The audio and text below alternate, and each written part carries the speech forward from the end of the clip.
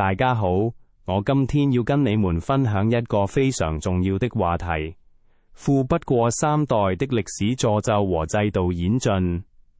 從古代到現代，中國的富人家族幾乎都不可避免地面臨着同一個問題，那就是財富的短暫性和不穩定性。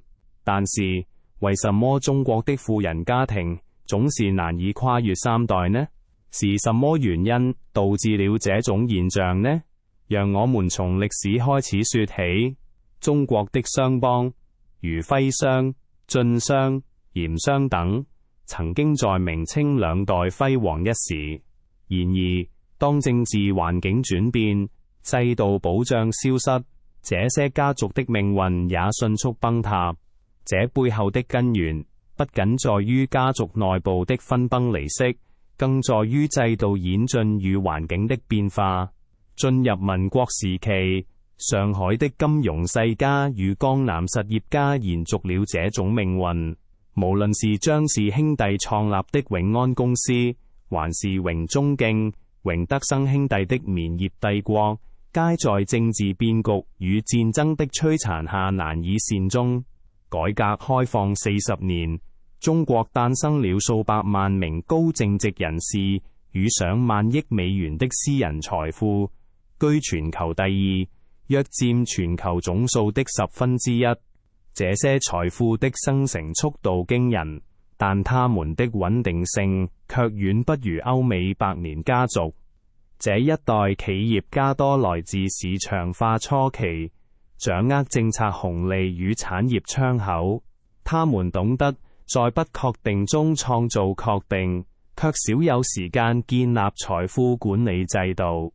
例如房地產業的興起，是中國第一波真正意義上的原始積累。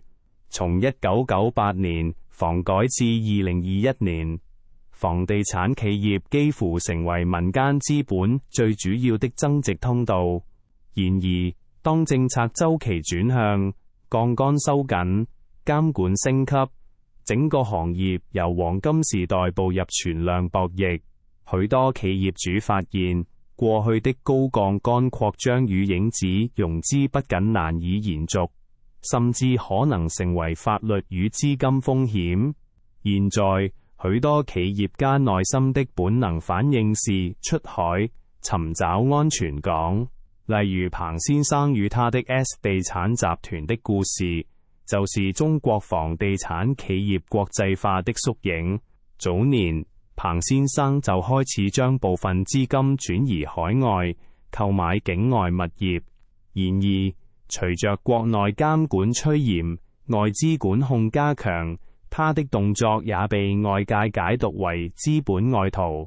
今天，我想跟你們分享這個故事，告訴你們富不過三代的歷史詛咒和制度演進的真實情況。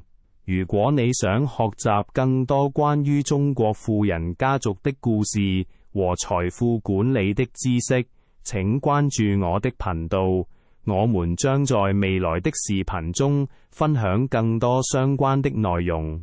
感謝大家的收看，不見不散。